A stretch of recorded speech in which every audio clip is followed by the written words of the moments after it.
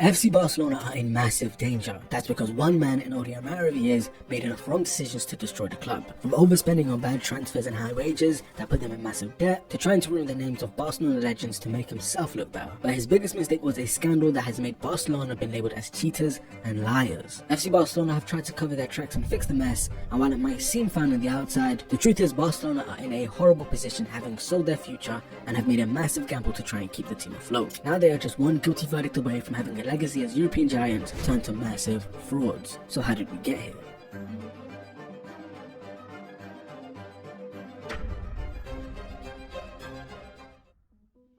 In 2015, Barcelona won the prestigious Champions League, their fourth in just 9 years, and they did that with the help of Neymar Jr. Some might say he's the reason for Barcelona's success, but what if I told you he's the reason for Barcelona's downfall? Neymar joined Barcelona in 2014 for a reported 57.1 million euros, but that wasn't true. El Mundo put out an expose claiming that his transfer was close to 100 million euros and that Barcelona had lied about his transfer fee. But after an official investigation was launched into this mysterious transfer fee, then Barcelona president Sandro Rosell resigned, calling it an unfair and reckless accusation of misappropriation, which has resulted in a lawsuit. This is red flag number one. They lied about a transfer fee, maybe as a symbolic victory or to avoid taxes, but either way, there was something suspicious going on. Neymar's official fee was changed to 86.2 million euros, and now Barcelona needed a new president. So Rosell's right-hand man Josep Maria Bartomeu was given the presidency, which would turn out to be the single most destructive thing that has happened in FC Barcelona history. Bartomeu was president, but he wasn't a football guy. He didn't know much about the sport, but he had now been given all of the power of one of the biggest teams in world football. But even after Neymar's controversial arrival, they still won the Champions League. So how did they collapse? Well, once again, Neymar is at the center of it. Neymar had won everything at Barcelona, everything but the Ballon d'Or, finishing on the podium twice. He knew the only way he was going to win it is if he stepped out of Messi's shadow and led his own team. So in 2017, PSG activated Neymar's release clause of 220 million euros, a world record transfer, which yes, left Barcelona with a massive hole in their attack, but now they had 220 million euros to replace Neymar, plus invest in the squad. They had their eye on a young French winger, Ousmane Dembele, just 19 years old from Dortmund, who was talented beyond belief. Amazing dribbler, could create lots of chances and scored a few goals too. He was a good immediate replacement, plus he was young. But bear in mind, Dembele wasn't their only option. There were some good wingers in the market, including another young French winger, Kylian Mbappe, who was offered to Barcelona, but they were set on bringing Dembele. Bartomeu went into negotiations only willing to spend 80 million euros, but Dortmund wouldn't go lower than 150 million euros. Instead of Bartomeu cutting his losses and going in for a different winger, he caved. 105 million euros up front and 42 million euros in add-ons. Over half of the Neymar money was spent on one 20-year-old. Problem was, Dembele suffered a hamstring injury just 2 games into his Barcelona career, which set him out for 5 months. So Barcelona still kind of needed an attacker. They had their eye on Coutinho for a while, so in January 2018, they pulled the trigger and signed the elite attacker. 160 million euros. That's right, in the span of 6 months and in just 2 transfers, Bartomeu and Barcelona spent all of the Neymar money plus 80 million euros. They were running through money as if it was nothing, but the worst part is, neither of these 2 players were even fractionally worth their price tag. Dembele struggled to adapt to Barcelona's sophisticated style of play and was not focused on football. Instead, he spent more time playing PlayStation, eating McDonald's, and turning up late for training. That lack of discipline is what led to him having so many injuries. As his team physio said, he doesn't respect the rest periods. There's no structure around him. In 6 years, he missed 141 games through injury, clearly showing he wasn't worth the money. And as for Coutinho, he didn't tactically work either. He couldn't play out wide or control the midfield. His best position was the number 10, which was reserved for Messi, so Coutinho's weaknesses were on full display, and his rank in the team dropped, becoming a bench player after just 1 year at the club. 2 150 million euro players that just didn't work. So you'd think, learn from the mistakes to not sign anyone for that much money, especially because the only reason you could afford to do it in the first place was the money you got from Neymar, which has now run out. Except Bartomeu is a clueless idiot,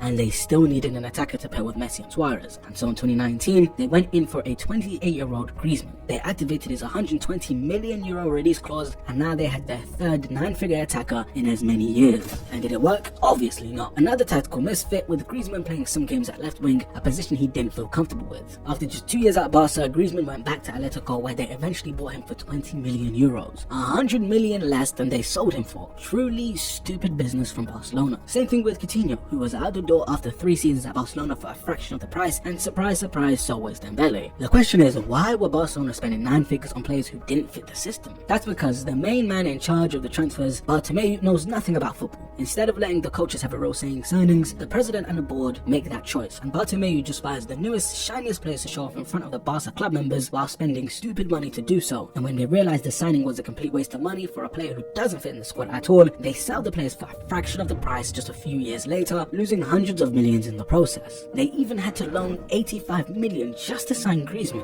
They were outspending their earnings, and it wasn't just those 3 attackers that were eating into their finances. From 2014 to 2019, Bartomeu spent over €1 billion in transfers. Their signings: Mateu 20 million, Arda Turan 41 million, Alex Vidal 22 million, Andre Gomez 50 million, Paulinho 40 million, Malcolm 41 million, Neto 26 million, and many more terrible signings. Guys who didn't play and who didn't last at the club for more than 3 years. They couldn't afford to keep spending like this, and sooner rather than later, it was going to severely hurt them. They also spent €86 million on Frenkie de Jong. Not a bad player, but a ridiculous overspend. But the worst part about it all, it wasn't just the transfers that were costing them. Barcelona's wage bill was sickening, bleeding them dry. Umtiti, who started less than 60 games in 6 years, was on $230,000 per week. Coutinho was on $450k per week. Vermaelen, who barely saw the pitch, was on $145,000 per week. Backup players who you haven't even heard of were making €4 to €8 million a year, with Barcelona's annual payroll in 2019 peaking at €314 million, the highest in world football. They were losing money at an impossible rate, but one contract really dented the team's finances. Now, Messi is the greatest footballer in history, but his contract at Barcelona was killing the club. He had a 4-year contract worth €555 million.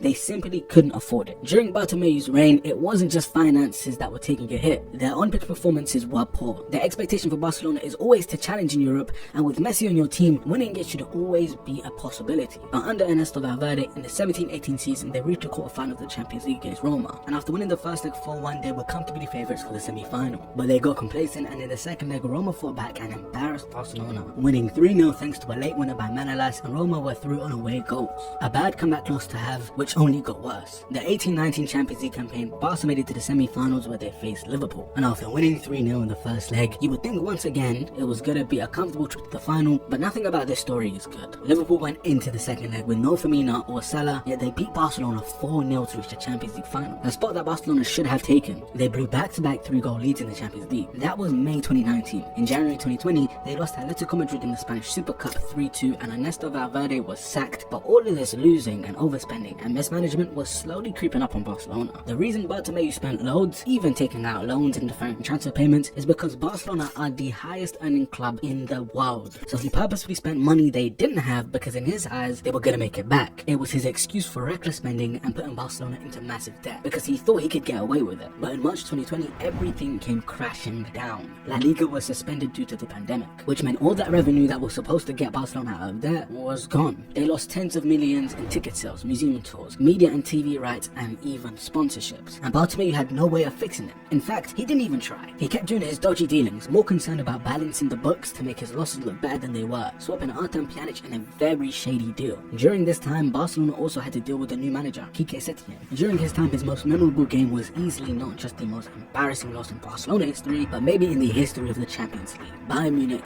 versus Barcelona. A one-game tie where Bayern beat the brakes of Barcelona 8-2. It was painful to watch supposed European giants get bullied and manhandled like this. To make it even worse, Coutinho, the guy who cost Barcelona €160 million and was deemed as unwanted, was on loan at Bayern and scored twice against his parent club. He even went on to win the entire Champions League. This was the final straw for Messi. No longer could he be a part of this disaster of a football club. Bartomeu had the choice to let Messi go. It's what Messi wanted, and would have freed up $150 million in wages and maybe even a decent transfer fee to go with it. But Bartomeu knew how this would look to the board. Him being the president, to let Messi go would have hurt his stock and ruined his chance at rerunning, so he refused. The man who put Barcelona in literal hundreds of millions in debt had the chance to instantly make back hundreds of millions in the worst time in club's history, and he didn't do it because it might make him look bad. He didn't care about the club, and he was willing to do anything to put himself ahead of the club and make himself look good. That was on full display during the Barcagate scandal. In March 2021, Bartomeu was arrested after he was accused of secretly paying a media company to do online work for him. This work consisted of slandering the names of Messi, Piqué, Xavi, even Pep Guardiola, and to make himself look better in the public eye. He was eventually cleared of all charges, but who would put something like this past him given his extremely shady background?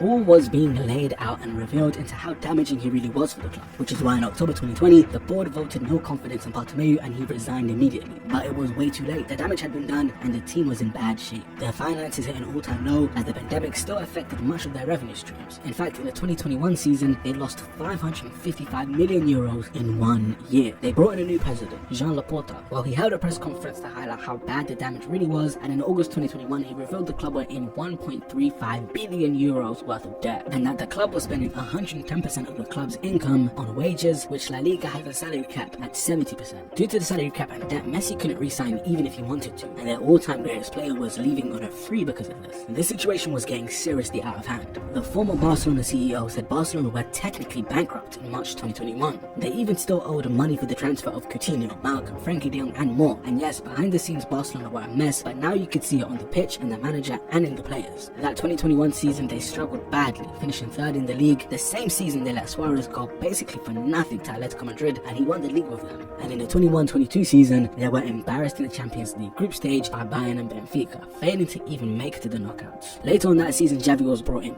a tiki-taka disciple, to try and bring back the Barca style of play and some life into a very dead team. But current president Jean Laporta had serious work to do. He had to somehow solve a €1 billion debt. Well, the dark truth is he had to make a deal with the devil to repay this mountain of debt. See, Barcelona had two ways to try and recover this debt. One was the breakaway Superliga, which failed. In fact, Barcelona are still rallying for the Super League to this day. They did have one more doomsday option: sell the club and its debt with it and move on from fan ownership. So Jim Ratcliffe inquired about owning, even offering 2 to 3 billion for a new stadium and 50% ownership. But Laporta wasn't ready for that just yet. So here's how he actually fixed it. They sold 25% of their La Liga broadcast revenue rights for the next 25 years for just over 600 million. 24 million per year, which might be a discount considering 25% of Barcelona's revenue in the 2021 season was 40 million, meaning they're potentially losing 16 million per year in revenue. This move did help them in the short term, yes, but in the long term it could cost them hundreds of millions. I mean, this is a deal for the next 25 years. They also sold 25% of Barcelona Studios for 100 million, as well as 49% of Barcelona's merchandising operation. Once again, a short-term fix. Yes, they might have food for today, but they could starve tomorrow. But the biggest deal of them all was a massive deal with Spotify, worth 62.5 million a year until 2026 to become their main sponsor. The brutal truth is, Laporta didn't have much of a choice but to pretty much sell the future of their money to try and fix now. Yes, they sold the family jewelry, but it was probably the only thing they could do. So what did Laporta do with that money? He invested it back into the squad. In the 2022 transfer window, he spent 45 million on a 34-year-old Lewandowski, 50 million on Koundé, and 58 million on Rafinha. It seemed out of nowhere one day Barcelona were broke, but now they were spending more than anyone in Europe. With those new signings and investments and Xavi as manager, Barcelona won La Liga in the 22-23 season. They did crash out in the Champions League group stage once again, but nevertheless the improvements of the team were showing, and it looked like in almost no time Barcelona were back on their feet, and it really seemed that way when Laporta announced that the club had been stabilized. And to his credit, he did what seemed like an impossible job, but this team is nowhere near in the clear. Yes, they raised some big funds, but they did so by betting a lot on the fact that they'd be good for at least 25 years, that they can generate revenue and make the proper signings without wasting a single penny. If they get back to winning ways and really compete in Europe, then they're safe, but keep losing games and even key players, then it's not looking so stable. Laporta took a gamble, not one that they really had a choice in taking, but a gamble nonetheless, and they certainly haven't won yet. Barcelona are still suffering from Bartomeu's presidency, and while things might look like they're resolving, truthfully they might never fully recover from it. And honestly, I don't expect Barcelona to really be European giants again anytime soon. Their stock has plummeted. This isn't the same Barcelona you used to know and fear. They don't have Messi anymore, and they have no money. The things that made them so feared are gone, and it happened seemingly overnight. One day they were one game away from a Champions League final, and the next they were celebrating reaching their first Champions League knockout stage in 3 years. It's a tragic story that one man's incompetence has led to an entire football team's destruction, but that's the harsh reality of Barcelona Football Club at the moment. And yet, even beyond the grave, Bartomeu is still coming to haunt this Barcelona team. The Negreira case. A case of Bartomeu and Rosell between 2001 and 2018, paying a company that belonged to Vice President of Spanish refereeing millions of euros. Negreira's testimony said, Barcelona paid me to make sure no refereeing decision was made against them, which is to say, everything to be remain neutral, which sounds pretty damning to me. This might be the final nail in the coffin for this Barcelona team. Sevilla president has cut ties with Barcelona, fans are mocking Barca due to the allegations, and their reputation and success are being called into question. If they're found guilty on this, they could face punishments of disqualifications, point deduction, even stripping of titles, but they are almost guaranteed to have to pay a hefty fine for charges related to corruption and bribery. A team with already rocky finances having to pay massive fines would definitely hurt this team massively. There doesn't really seem to be a way out of this for Barcelona anymore. They tried to fix Bartomeu's mess, but this doesn't seem like one they would get away with.